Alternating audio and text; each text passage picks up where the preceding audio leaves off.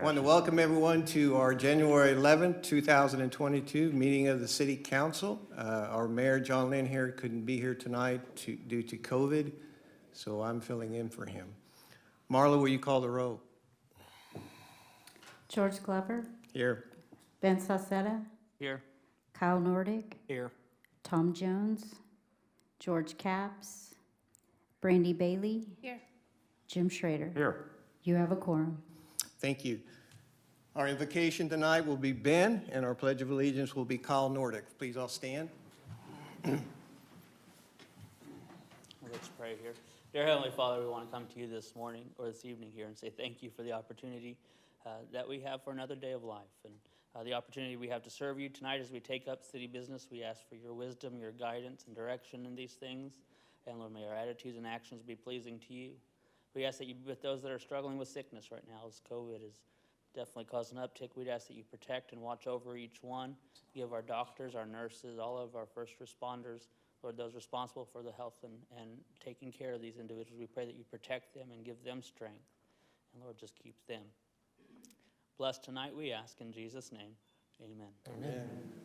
I pledge allegiance to the flag of the United States of America and to the republic for which it stands, one nation, under God, indivisible, with liberty and justice for all.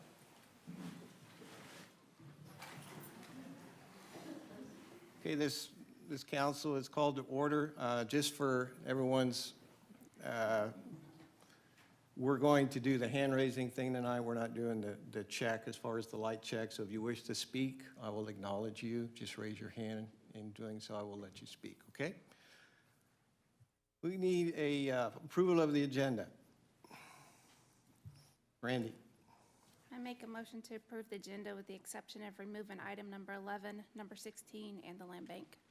Or a second? Ben? Second. Have a motion and a second. Not seeing any further discussion. All those in favor signify by saying aye. Aye. Opposed? That motion passes 5-0. Under awards and presentation tonight, we have the swearing in of Charlie Davidson. Charlie, welcome to the council. We'll do the swearing in ceremony and then we'll do some other things as well.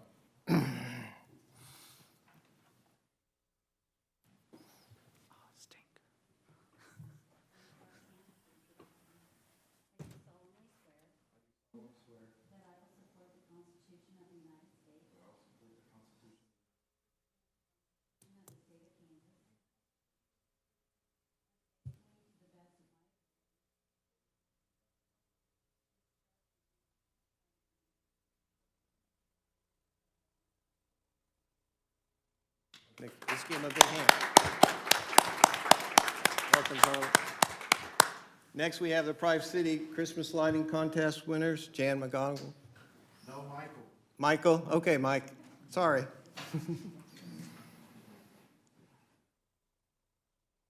Michael McGonigal, Park City Drive. This is our third annual holiday light fight. And all 4 awards, we had winners.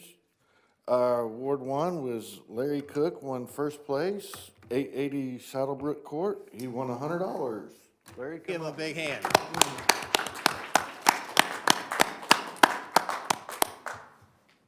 Congratulations. Thank you very much. If you'll turn around, I'll get a picture.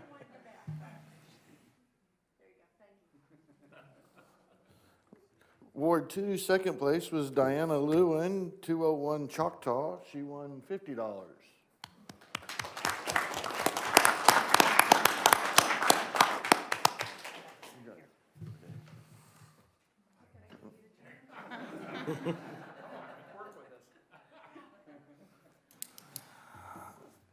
And Ward 2, first place was Jeff Cherney, 2602 East Sunny Slope.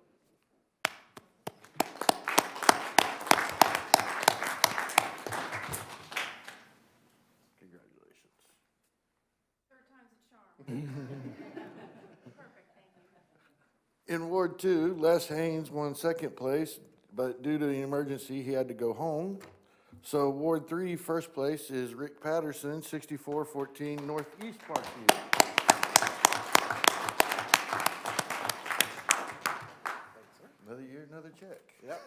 You and Jeff both.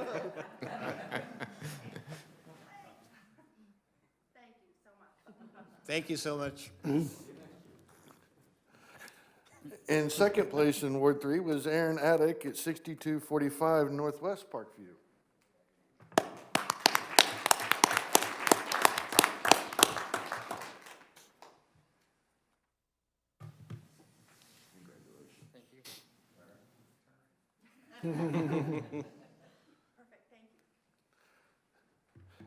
Ward 4 was first place was Dane and Debbie Clark at 10 Sequoia.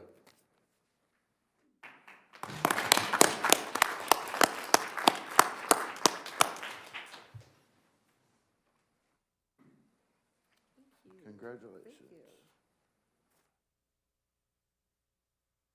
Nope, you're fine. Thank you. Thank you. Congratulations. In second place in Ward 4 was Harold Bowser at 4681 Briars Gate.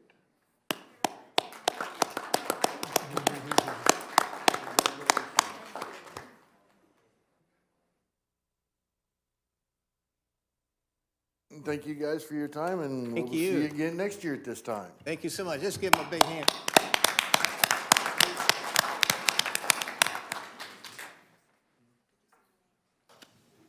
Our next is a recognition of the Park City BMX fundraising efforts. Dana? Thank you, Mr. President and Council. And we are excited this evening, as always, when we can point out some great things that happen in Park City. Later on the agenda, you're going to have an annual report from the Bmx Park, and we wanted to give them some special recognition in advance. If you haven't been to the park and you haven't been watching what's going on, great things. Last year, if you didn't know this, they had a segment where they were featured on Good Morning Kansas, Good Day Kansas. This year, we want to give recognition because they're just doing great things all around. Race for Life is an annual event that's held, at every USA BMX sanctioned track in the nation. And it is a fundraiser for the Leukemia and Lymphoma Society. They came in number 2. So great things all around. So special recognition, great things in Park City, BMX. Thank you, Dana. To Jamie and the BMX crew, I'll give you guys a second to take a photo and then. To Jamie and to the BMX crew, I want to say thank you very much. I know you guys put in tons of hours that are not even, we can't even quantify that. I want to say, though, especially thank you to you all for your work for the Race for Life. The Leukemia and Lymphoma Society is a very important part of my life, and it means a lot to know that you all are putting that time and effort into it, and it does not go unnoticed, so thank you all very much for that. I think we ended up raising somewhere just over $13,000. That's awesome. They took it down off the internet, so I can't see the total numbers. No, thank you all, though. Thank you, guys. Appreciate it. Next, we have no public forum or staff reports. Next is consent agenda. Do I have a motion?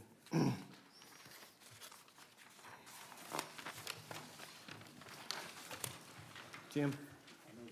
The consent agenda. Okay, second. Kyle? I second the motion. Motion and a second. See any more discussion? All those in favor signify by saying aye. Aye. Opposed? And that motion passes 5-0. 6-0. I'm sorry, you caught me. Our new business, discuss and consider drinking establishment waiver for Cracker Barrel Restaurant located at 995 East 61st Street North. Sean Fox and Tuck Duncan, sorry. I have an older brother named Nip. Yeah, okay. I'm a lawyer. I wouldn't lie to you. Okay. My name is Tuck Duncan. I'm an attorney out of Topeka, Kansas. My primary practice is representing folks in the beverage alcohol industry, licensing drinking establishments, retail liquor stores. I represent the wholesalers in Kansas, so this is what I do, have for 45 years. Cracker Barrel is in the process of seeking a drinking establishment caterer's license. Part of that process is they submit to the city a form the ABC has that says, yes, this area is properly zoned, and then the city clerk has to sign off on it and seal it. Whereupon I was informed that your city has a little nuance, and that is that you have to get a waiver for any facility that is located within, I believe, 300 feet of a school, church, or an adult care home.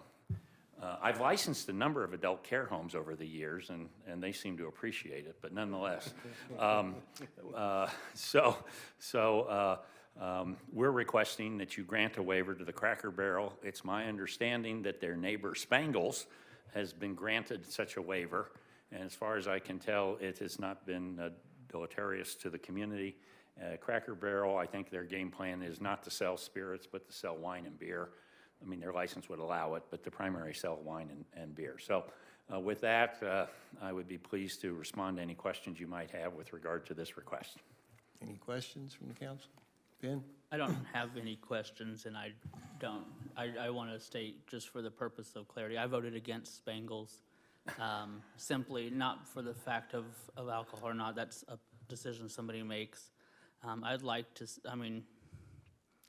I believe these rules are there when we talk about feet from especially a school. They're there for a reason, and I understand that even though this one is a little bit different than Spangles in the fact that Cracker Barrel's entrance exit is directly off of 61st, whereas Spangles would be right there by that road. If I might, this is a local ordinance. This is not state law. Correct. So the state law does not prohibit on the drinking establishment. They do on the retail side. You can't have a liquor store within 200 feet of any school, church, or college. So this is a local ordinance that you have. Yeah, and I'll say, just for the sake of consistency, since I voted against it the previous time, I will vote against it today. And I'm just simply saying, just so I'm gonna be consistent on that issue. I appreciate consistency. Anyone else? Go ahead. Brandy? I make a motion to approve a waiver. Oh, Public hearing, I'm sorry. I'll sit down. Thank you. Anyone wish Appreciate to, your courtesy. anyone wish to speak on this matter?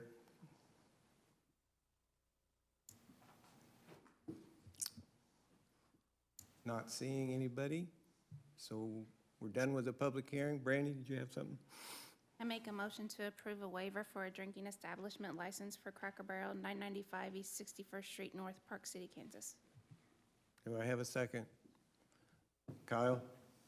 I second the motion. Not seeing any further discussion. All those in favor signify by saying aye. Aye. Aye. Opposed? Nay. Nay.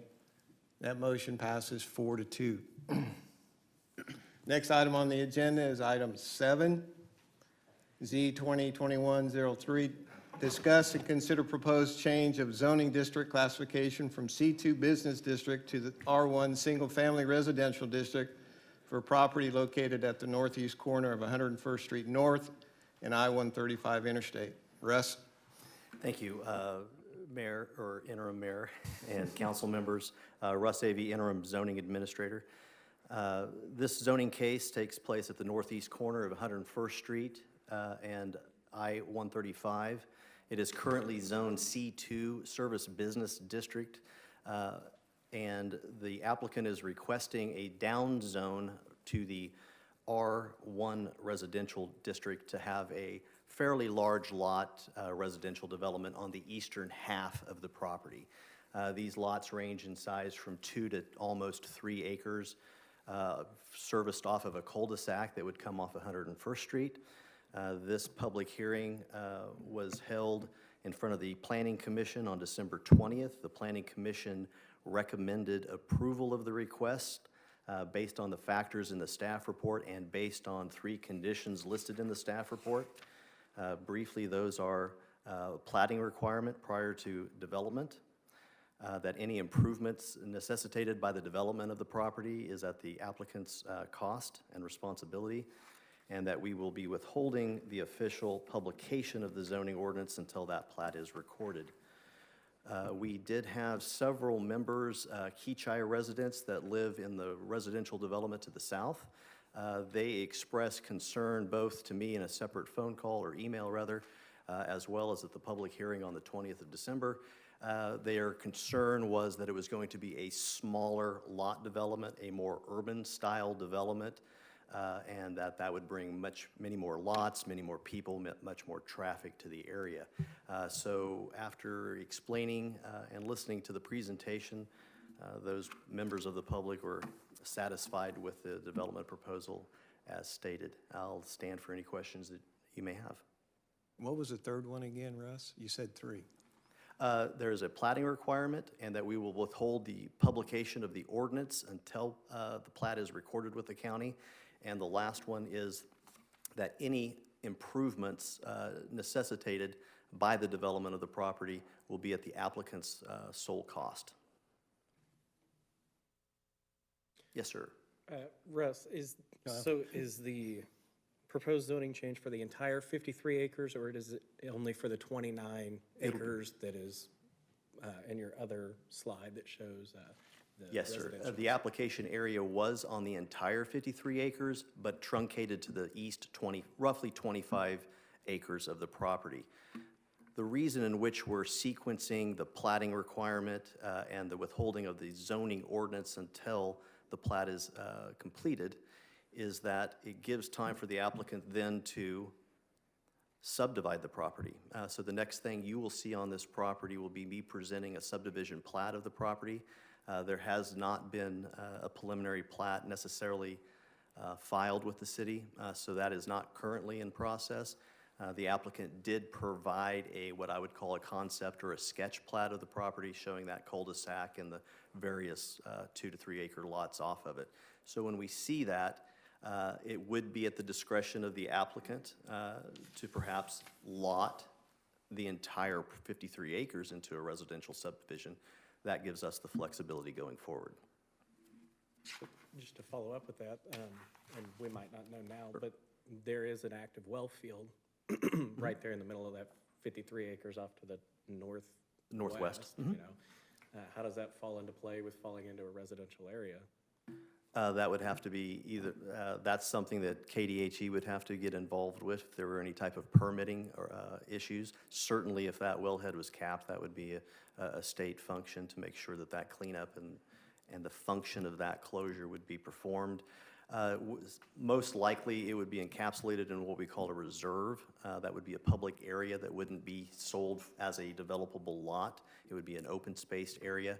They would have to, it's certainly a physical constraint on how they would lot that out.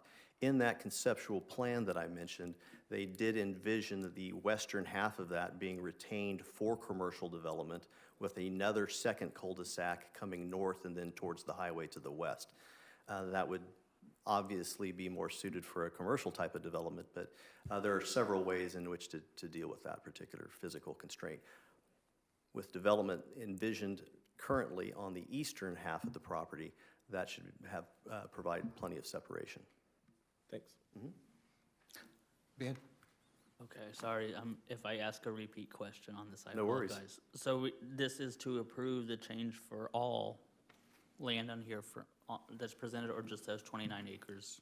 Just the 25 acres 25. at this point. Okay. So again, what they plat is ultimately what will go in that ordinance, which will ultimately change the zoning. So the western part will stay, theoretically, at this point, it's going to stay as that C2 service business. That is the envisionment of the, that's the vision of the applicant. Okay. And there's no plans for a truck stop or anything in that area, is there?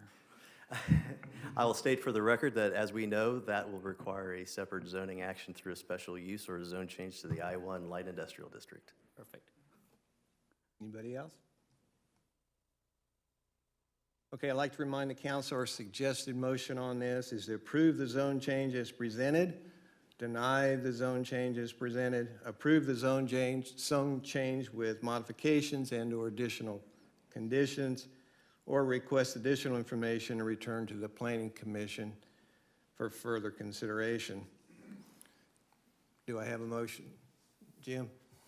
don't have any questions, so I would make a motion to approve the zone change as presented. Ordinance number 1136-2022, an ordinance changing the zoning district classification of certain lands located in the city of Park City, Kansas, under the authority granted by the zoning regulations of the city as originally approved by ordinance number 922-2013. Do I have a second? Charlie? I'll second the motion. Okay, we have a first and a second. Marla, will you call the roll? Charlie Davidson, Aye. George Glover, Aye. Ben Salcetta, Aye. Kyle Nordick, Aye. Tom Jones, George Capps, Brandy Bailey, Aye. Jim Schrader. Aye. That motion passes 6-0. Item number 8 is the next. It's discuss and receive the annual Park City BMX report. Jamie Johnson. Hi. So the paper that you guys have shows the numbers as far as the rider count, what we've done. The rider count, the new riders itself went down just a little bit, but you can see that the renewals jumped because we retained a bunch of the riders from the previous year. And then the total overall is higher as well. We did again get approved for the Gold Cup Qualifier. It is scheduled for July 30th, but the weekend will entail another weekend like we had this past summer. We will need to make sure that there's not a baseball tournament. Is there? I'm giving a lot of advance notice this time. Okay. I mean, that alone could draw in 1,000 people that weekend. With 200 to 300 riders and their families, it's huge. And we're still in talks with USA BMX as far as being able to get an application put in for a national. And if we don't get a national, there's a good chance that we would end up with a Gold Cup final. I know that this past summer, we would have gotten the Gold Cup final, except we hadn't applied for the national.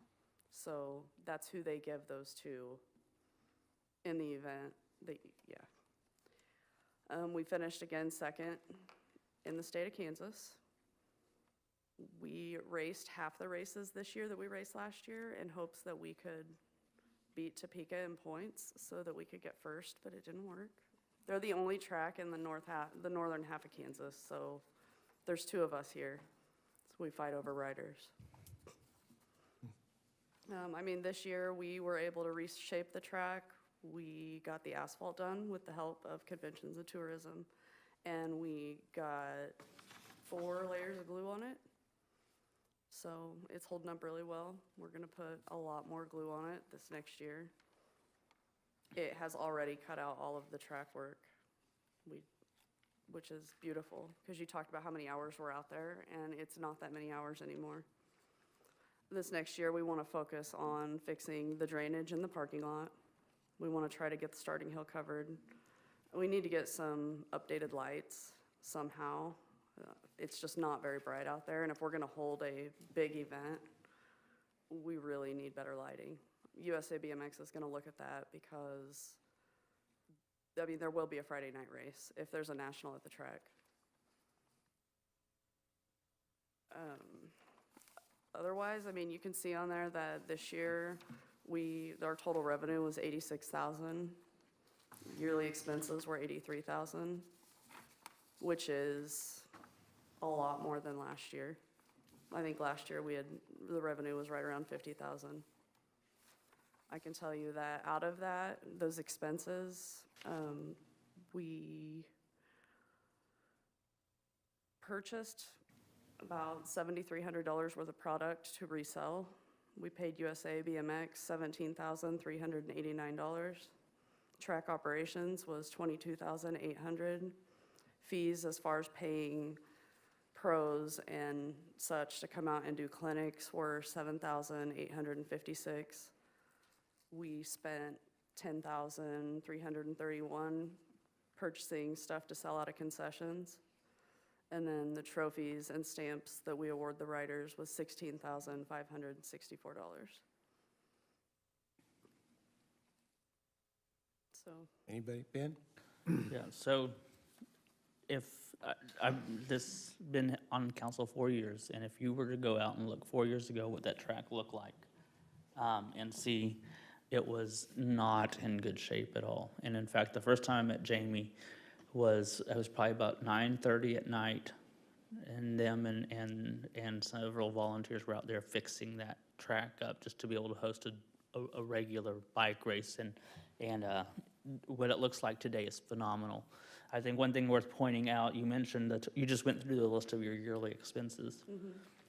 And I think what's important for public to know and for us as council to be reminded of is, notice none of that went to salary. None of that went to any sort of compensation for the people that are giving their time to work at this BMX facility to make it what it is. And again, we are on the cusp of being a national attraction for BMX. And so I think that shows well to the management that Jamie provides, and then also to the work that the volunteers put in there. And so I think in a large degree we're very indebted to Park City BMX for the work that you all do.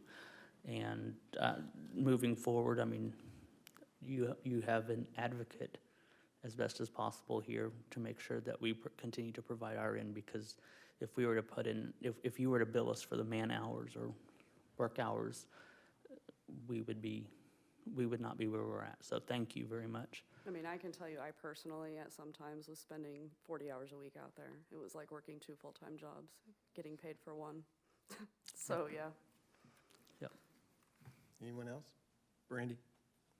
This weekend of July 28th through the 31st, that's about the same weekend as last year's when you guys came to us and asked to have campers I will be need approved. to know that I can do that as well. Okay, that's what I was gonna ask, is do you foresee that being, and do you remember how many campers we allowed and ended up showing up? I think that I was given just a small space, and I think we had determined that we could get 8 of them there, but I ended up with 6. This next one will be bigger. There were people who did not travel to Park City because of previous Gold Cup qualifiers, and the track was in really poor shape. This was the first one that we had held since we took over, and there will be a bunch more people here this summer than there was last summer. Okay, and do you recall if there were any issues with not having the utilities and the No, sewer dump I and made all that? everybody aware beforehand that there was gonna be no RV hookups. If they were coming, they were completely on their own, and there was no dumping allowed. Okay, and you didn't hear very many complaints or anything about, okay. Okay, I just wanted to make sure that this was that same weekend, and Yes, yeah, just so we could foresee and maybe start thinking about logistics of it. right, okay. Okay, Yeah, I'd just like to say you guys have done a phenomenal job. I remember 5, 6 years ago going out to that track. It was a dirt track, and the weeds were as high as my shoulders. And we went out there with lawnmowers just trying to mow down those weeds with weed whips. So in looking at where it was and where it's become, you guys have done phenomenal. The expenses, they actually come with that, but just you guys are bringing in money, you're bringing folks into Park City. We love that for what they do with Park City and some of our businesses here, so we love that. And we will continue to support you, so I appreciate it. Thank you. And USA BMX is officially moving into their new headquarters in Tulsa. In Tulsa, okay. Yes, so they are very close now, very close. Well, thank you for your time and efforts, I appreciate it. Thank you. Ed? Yeah, I'd go ahead and make a motion to receive and file the Park City BMX annual report. Second? Jim? I'll second. Okay, not seeing any further discussion. All those in favor signify by saying aye. Aye. Opposed? Passes 6-0. Next item up for discussion, thank you. Discuss and consider authorizing the mayor to finalize and execute a contract for the sale of a Reserve A Park City Edition, Sedgwick County. Sean Fox. Sorry about that, sir. Good evening, council. Reserve A Park City Edition is on Broadbeck Street, just east of East Parkview Street. It was originally platted in 1957. It's the site of what used to be Park City's former water tower. The owner of the property just to the south and east of Reserve A has requested and offered to purchase the property for $1,500 for future use as possible detention area for the land adjacent. The owner has also agreed to cover all closing costs. Staff previously consulted with local area real estate agents and appraisers to determine an appropriate value of the land, and given its current designation as a reserve, the offer is consistent with recent comparables. The fiscal impact is, this is obviously nothing that is in budget, so the $1,500 would be a surplus to the city. Attached is a copy of a real estate purchase agreement between Genco LLC and the city for council's approval. Any questions? Do I have, Ben? Yeah, go ahead and make a motion to approve and authorize the mayor to finalize and execute a contract for the sale of Reserve A, Park City, Kansas, or Park City Edition, Park City, Sedgwick County, Kansas. Do I have a second? Charlie? I'll second the motion. Okay, we have a first and a second. Not seeing any further discussion. All those in favor signify by saying aye. Aye. Opposed? And that motion passes 6-0. Next item is item 10, discuss and consider selection of downtown district development team. Sean. Again, good evening. Back in August of 2021, the city advertised a request for qualification number 221-001, seeking qualified and experienced development teams in order to identify a partner in the development of approximately 48-acre site located adjacent to the City Administration Center. Submissions were received in November, and a selection committee made up of council members and Park City residents with either construction or development experience met in December and January to evaluate the submissions based on the following criteria. The first one was the qualifications of the teams, their proposed concept, their financial capacity to meet the project, references, and then the capacity to perform the work. Pending council's approval of the selection committee's recommendation, the next step would be to set up an introductory meeting with the selected team to discuss the steps going forward. Out of the various different submissions, they were all qualified. We appreciate all the submissions. The recommendation of the selection committee was to go with a team that consists of Lang as the managing partner, Hutton as the design development individual, Benish as for engineering, and Wildcat for construction.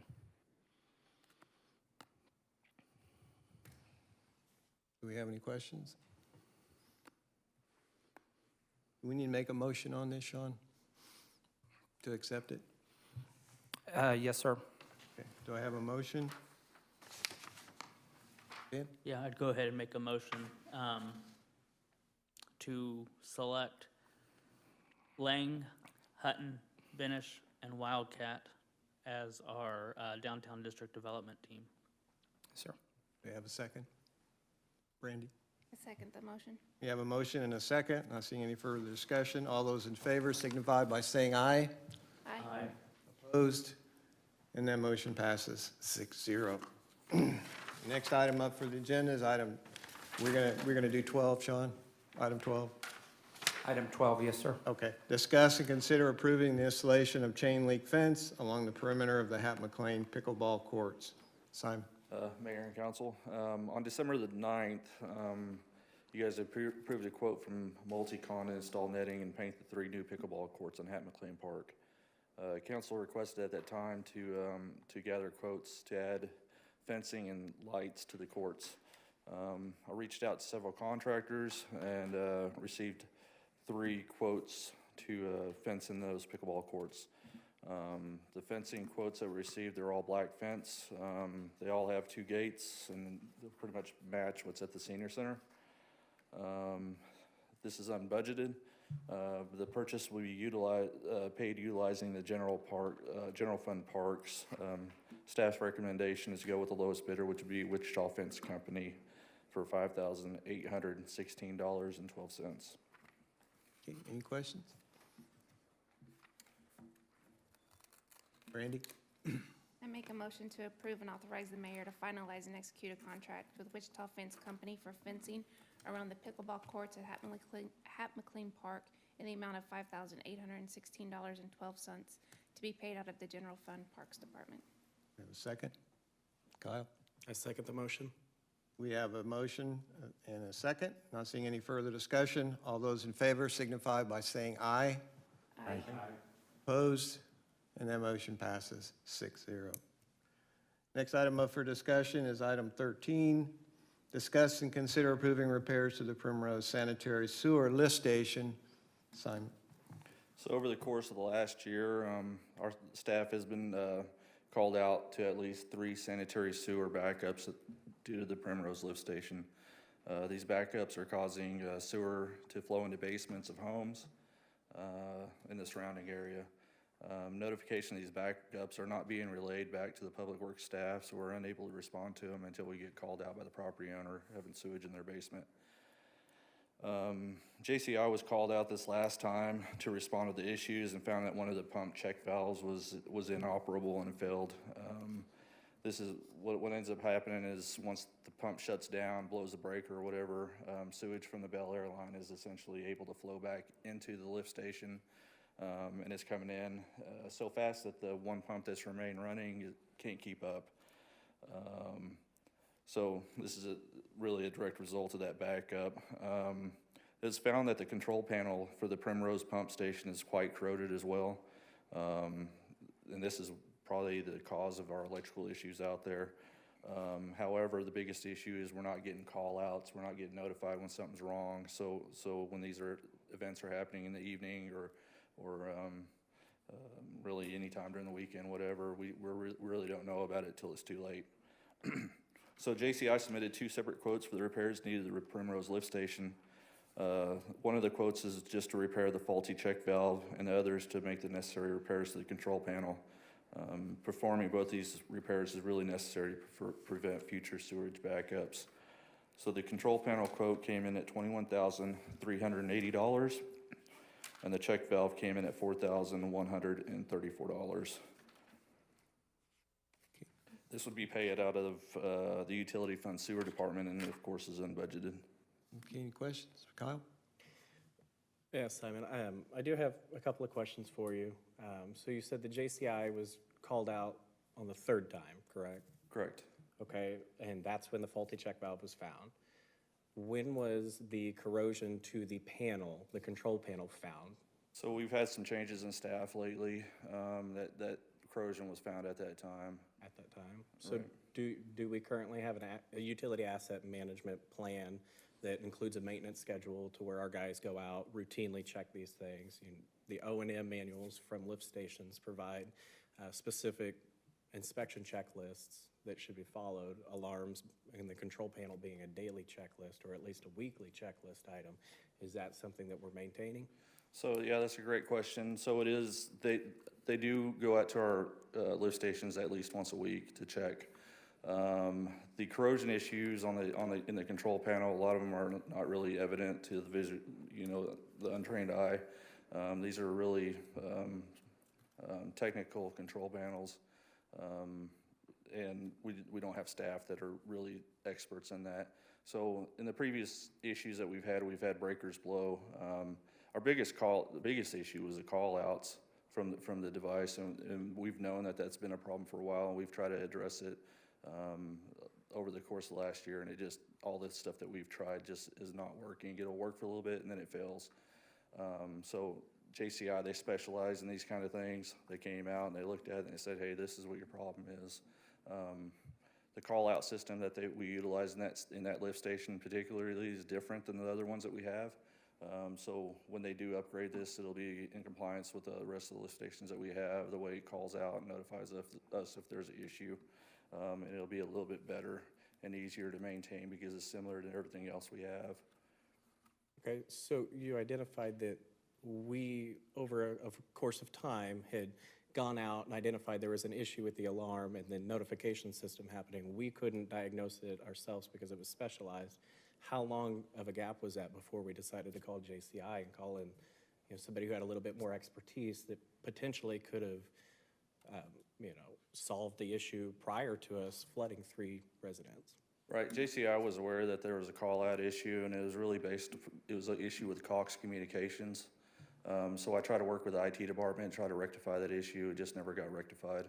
So this is a rectification of the system. It's long overdue. It's just something we need to get done. Okay, I appreciate it, Simon. Randy? But you said this happened 3 different times, so all 3 different times the sewer backed up each of those 3 times, correct? Correct. So, and each time those were backed up, how come we weren't notified? The modem wouldn't work, or there's always something going on with our notification system. It's kind of antiquated, and that's probably the reason why there's a lot of corrosion issues with that. But the system just failed. And how many homes were affected? How many residents? At least one each time. Usually the ones at the end of Primrose were the ones affected. One each time, so was it 3 different residents, or was it the same It was at least home the each same time? 1 to 3 different times. Okay. But I think there was And another one. Did at they another ever time. call us? Oh, yeah, yeah, So when they called us, how come we didn't go check into things then? we did. Okay, Kyle? So how many lift stations are there? Right now, we have 5, and we have 1 under construction. Okay, so are all 5 in operable conditions that don't have corrosion in the control panel? Do all 5 have operable alarm systems? Are we being notified? Yeah, I think all the alarm systems, except for the Primrose station, are working. We do have an issue with the Grove lift stations, the vacuum prime pump. We received word from KDHE that we need to have a replacement plan on it. We do have that replacement plan in effect. We budgeted this year, I think, 1/3 of the cost to replace that essentially. So here in a few more years, we'll be updating that lift station as well. So. Ben? Sorry, I'm not gonna try to pile on necessarily, but you mentioned that you believe that all 5 are working. Is that right? That's right. Is there any way between now and next meeting we could have some sort of solidification on that part, that we do know it is working? All 5 are working? Yeah, or that they're not having any sort of issues? Oh, we definitely have issues with lift stations right now. Okay. I mean, 100% transparency, we have issues. Okay. I mean, today alone, our VFDs blew up at the main lift station, so, Okay. I mean, we have issues. This is a continuous cycle. I mean, those VFDs in that lift station are 14 years old, so hopefully at the next council meeting, I hope I have numbers by then. I'll be able to present it to you, So some it's costs associated with that. Okay, so it's something that we're needing to tackle as a whole, not just, I mean, this is one of many problems is what you're saying. Well, I mean, they're not all big problems. It's just maintenance issues that have popped up over time. It's like driving an old pickup truck. Eventually, it's gonna start breaking down. So we're getting to that point. Things are breaking down. We just have to spend some money to get it back up to par. Thank you. Yeah. Randy?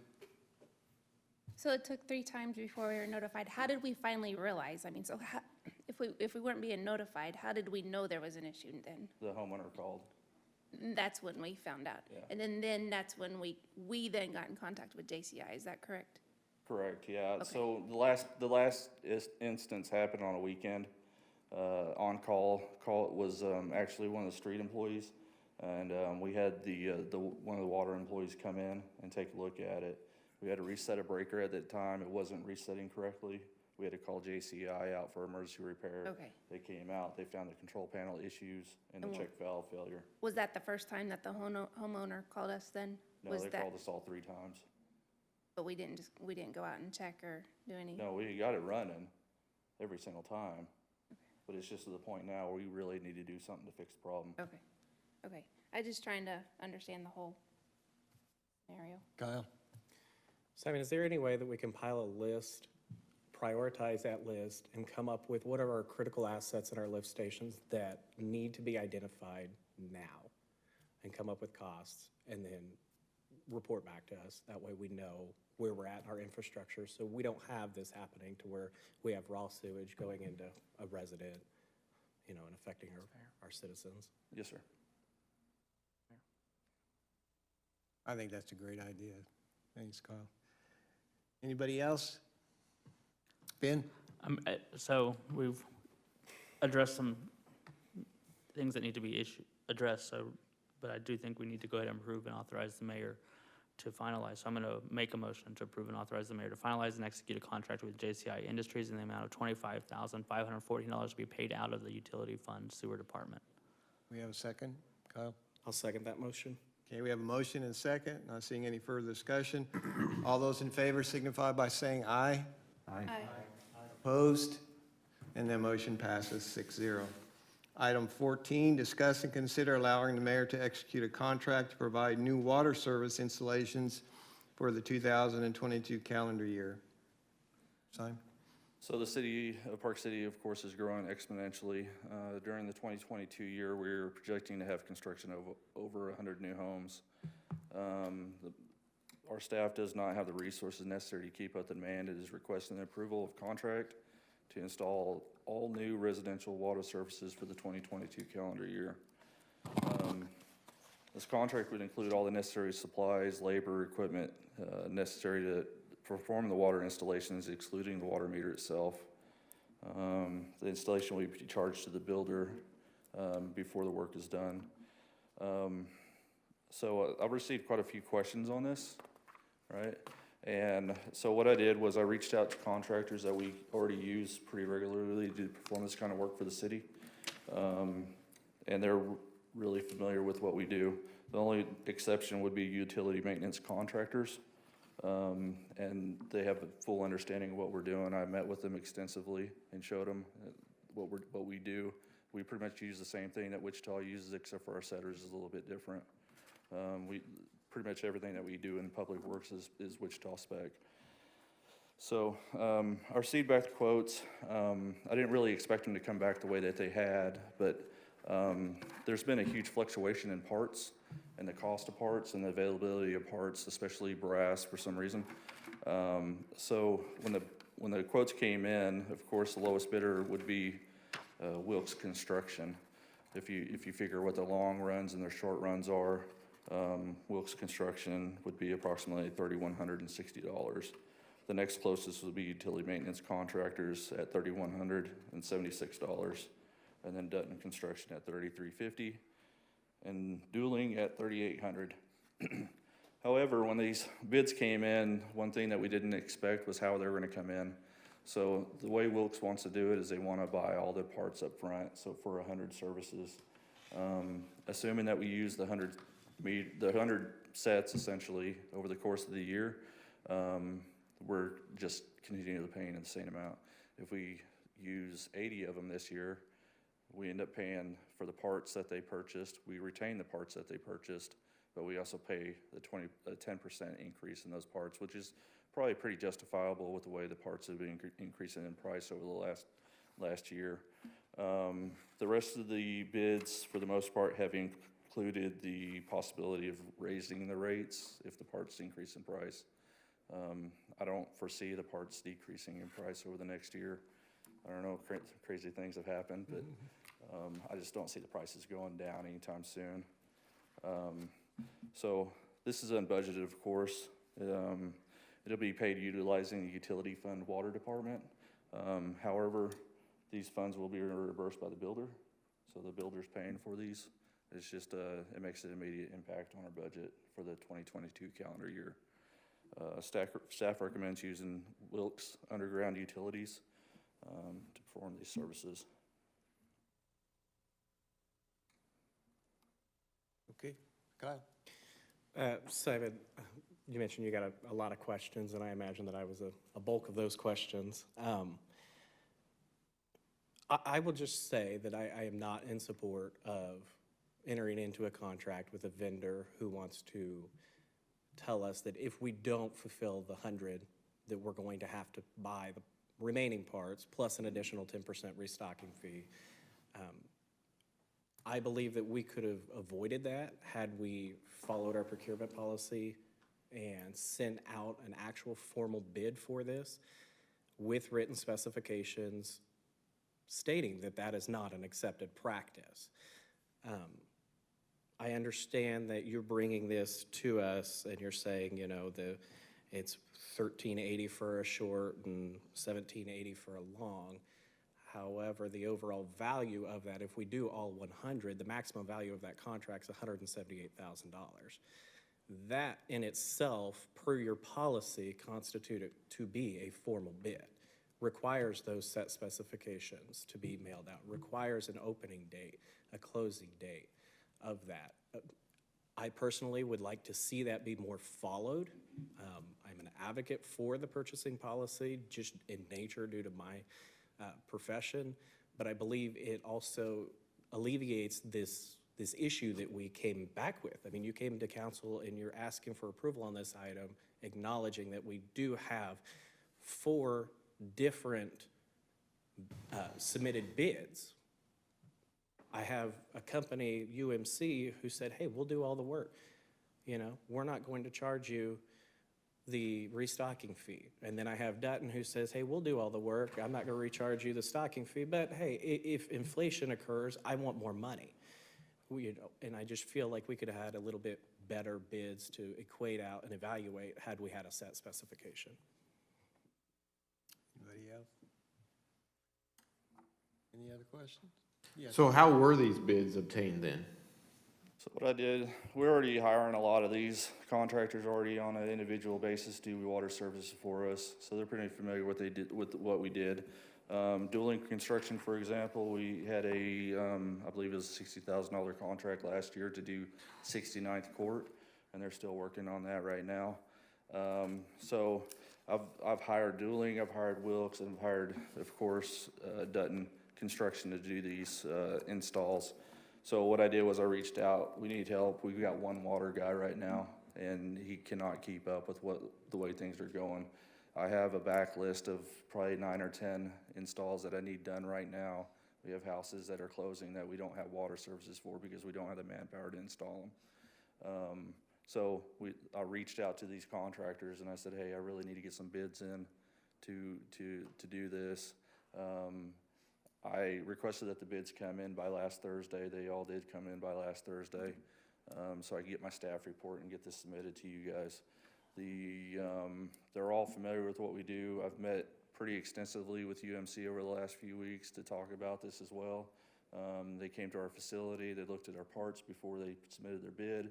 I had them reach out to our vendors such as Core Main and Municipal Supply on the supplies that we use and that we purchase all the time. I've actually even give the contractors our prices on what we pay to buy these things to help them submit these bids.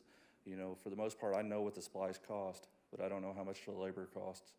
And, you know, their overhead is different, of course, but, so it was just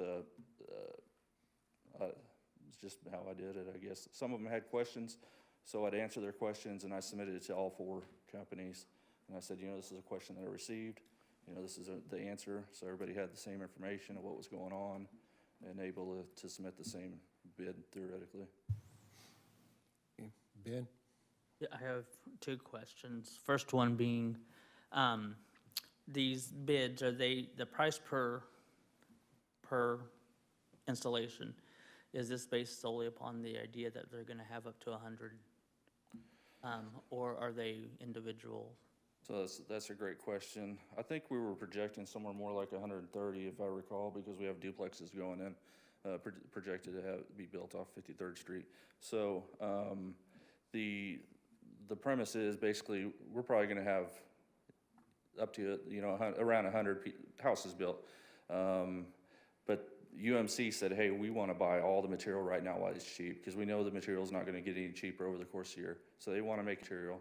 And the nice thing is, if we don't have 100, we could either extend it and they can install it at the same price, or we could buy it back for a 10% increase off of what's left over.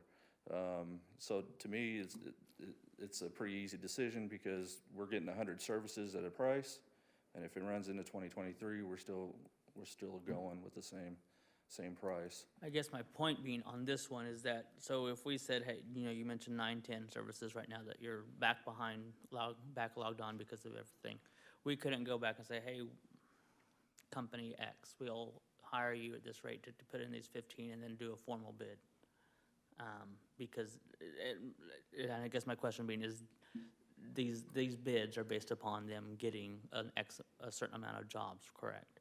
Right, so Bel Air, and I think Wichita as well, they bid out by the year, and they issue these contracts on a extended basis for a year for a contractor to come in, because all of us are dealing with staffing shortages right now. So it's pretty standard practice that municipalities are doing this, especially in this area right now. Do we know if they're doing formal formal bids and such, so we're the ones that aren't, okay. Yes. Okay, Good call. I think that, I agree with Kyle on this, that it seems like we need to figure out some sort of professional standard to go by. That way we know we're getting set pricing, so, or set. Simon, is this a multi-year contract, or are you It only? could be, if you use Wilkes and and we only do 80 this year, and we do 10 next year, it could be a 3-year contract. Okay, so let me rephrase the question. For the intention of the bid, is it being solicited as a multiple-year contract, or is it being solicited as only a 1-year contract? 1-year contract. Thank you. Anybody else? Do I hear a motion, or Kyle? I'll make a motion to not approve this, to kick it back to staff, to develop formal specifications and put this out for a formal bid. Okay, anybody else, any second? I'm a second for discussion. Okay, And because I think there's two parts to this too. That one, I very much agree, again, with the sentiment of having a formal bid process and having those guidelines followed, because I think that's gonna get the taxpayers of Park City the best return on their investment in this. So I very much appreciate and in agreement with that. My one concern is the fact that, when are these closings on these 9, 10 houses? And where does that put us in relation to our ability to fulfill that obligation to them? That's a concern that I have in not accepting it. But what also got us to the position where barring, and I don't know how close these closings are, so are we talking, a couple weeks away? Are we talking a couple? I'm sorry. Less than Less. 2 weeks away. So, and I know we were off the last December, but how did we get to the point also where we're at 9 or 10 behind, and just now having to make I guess, and I'll let you answer. I feel like we're in a position where we have to make a decision, because if we don't, we're gonna fail on our obligations, and there's not much time to do anything else. Well, and if I may, I'll apologize for putting council in that particular position, because Simon alluded to originally on, there's been many discussions about this particular topic today. A lot of those have involved Simon, a lot of those have involved me and council members as well. Over the past couple years, we have talked about our procurement policy a couple different times, and the fact that it needs to be updated, whether it's the closest crocodile to the boat at the time. Our city attorney has advised council numerous different times that it is a policy, which means it's up to the council as to how stringent we're going to follow that or not. When we present a staff summary sheet, we go through complete transparent exactly how did we do this. And it may not seem as formal as some would appreciate or would like us to be, and I applaud that. We all need to step up our game, and that's what we've been trying to do over the past couple years. But as long as we bring it to the governing body, this is the way that it was done, this is the way it was done, you ultimately will make the decision, do we think it's a sound financial decision? In this particular case, yes, there are inconsistencies in this. We did not anticipate for somebody to come back and say, well, you kind of estimated 100, so we're going to base that off of 100. We were looking for, give me a quick snapshot, what's it going to cost to install a short, or what's it going to cost to install a long? So that being said, discussions that we had previously is within the next 2 weeks, within the next month, bring it back to council, a more streamlined RFP process or request for bids, something that prior to us even getting to that point to where we could update the procurement policy, something that we can look at and say, look, we're going to ensure those inconsistencies, or ensure the consistencies, I should say, that the council is looking for. So again, I apologize for putting council in that position. That resides with me, but we are at that time. Right now, he's got a list of about 9 to 11, I think 11 total. 3 of them are closing within 10 days. Developers have been asking, saying, hey, look, we kind of told you this back in November, and it's like we're down to 1 person in the water department. knock on wood, today was a good day, and I think we hired a couple, but we're just dealing right now with our Public Works Department having 6 positions down. It's tough. Charlie? Just out of curiosity, if we did a request for proposal, like appreciate Kyle and Ben and their statements, what would be the time frame that we would have all that back? It'd still be less than 2 weeks. Yeah, once I send it out, it'd probably give them 14 days to respond. The discussions that we had was just a consistent forms to where we identify the criteria of what we're looking for, a more complete, don't leave it up to interpretation from 4 different companies to say, well, I think you're looking for this, so I'll give you a price on that. Actually spell it out. When's an opening date? When's a closing date? Be very descriptive in what we're asking for, what we are expecting to incur as our responsibility, and what we expect them to do. That's the thing that would have resolved that issue, because there's just inconsistencies between the 4 quotes. Hey, Brandy, then Jim? Can you explain long, short? Does each house get a long and a short, or do they get either or?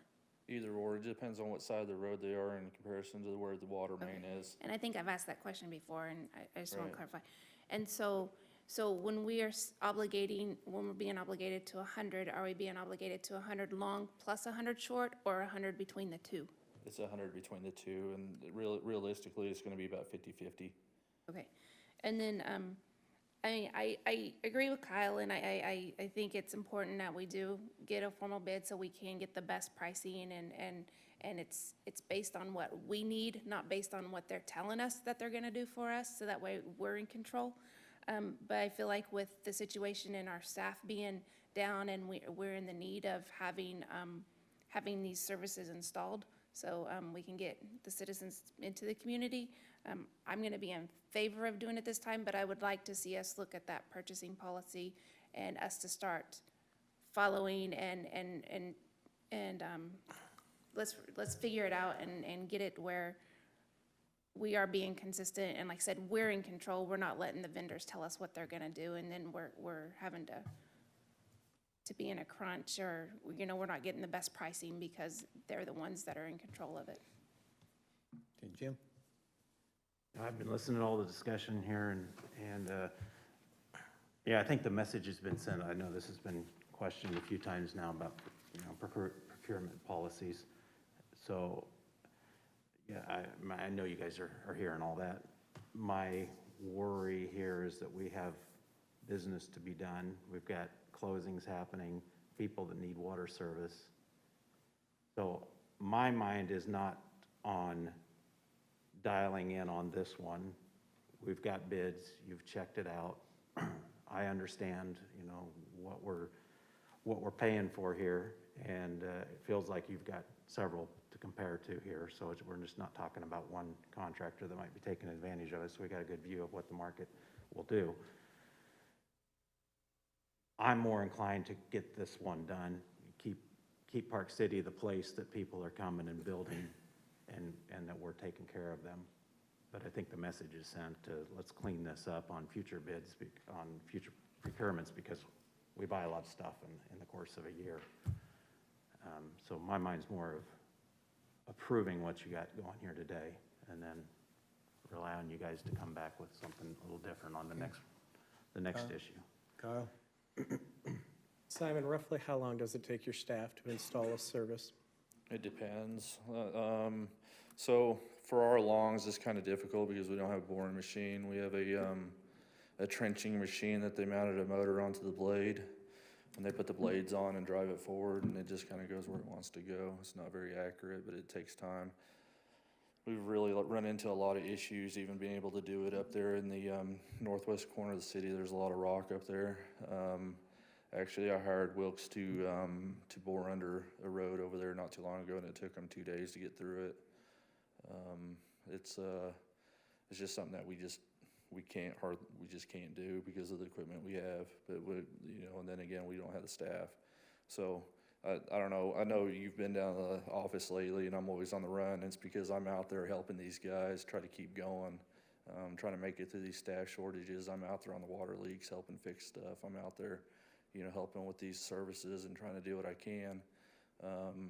It's a tough time, but for our staff to do a short service, maybe It could take an hour, it could take half a day, it could take longer. It just really varies on the ground conditions and what we're having to deal with. Of the 10 houses that are potentially closing, right, 10 being the number, how many are longs? The majority of them. I think there's only 3 of them that are short. Ben? Yeah, I will just follow up, and I think we've gone through, other than, again, I just want to, I guess kind of the frustrating part is not, even the procurement process is a little bit, but I feel like the crunch that we're put in to make a decision tonight, because if not, we're going to affect the taste of Park City in people's mouths, basically. Because if we don't do something tonight, there's no guarantee that these 9 or 10 closings can get done because of service, water service.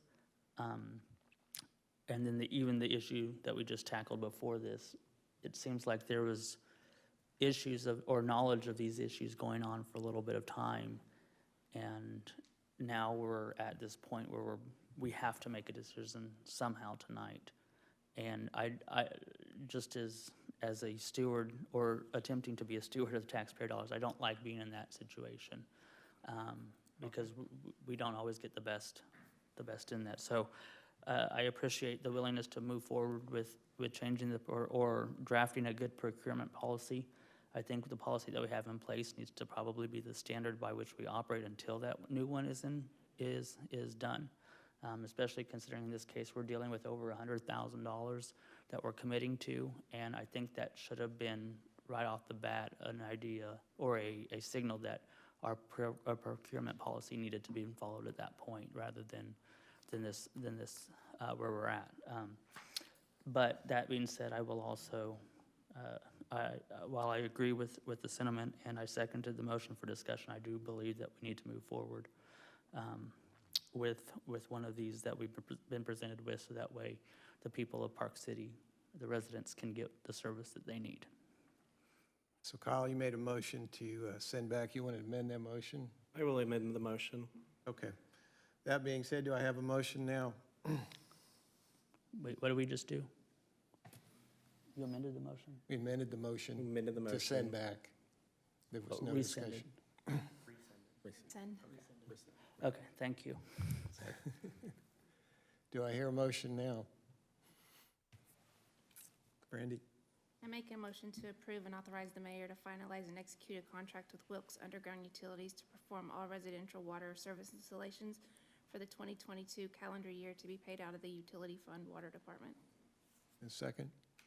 Kyle? I'll second the motion. Okay. Not seeing any further discussion. All those in favor signify by saying aye. Aye. Opposed? And motion passes 6-0. Next item for the agenda is this item 15, discuss and consider a resolution pertaining to compensation for Embody members as previously approved in the 2022 budget. Sean? Yes, sir. During the 2022 budget process, council to approve compensation increases for the mayor, the council president, and the council effective January 1st. Currently, although, compensation for the governing body is outlined in section 1-210 of the city's municipal code, although there is no requirement for it to be done by ordinance.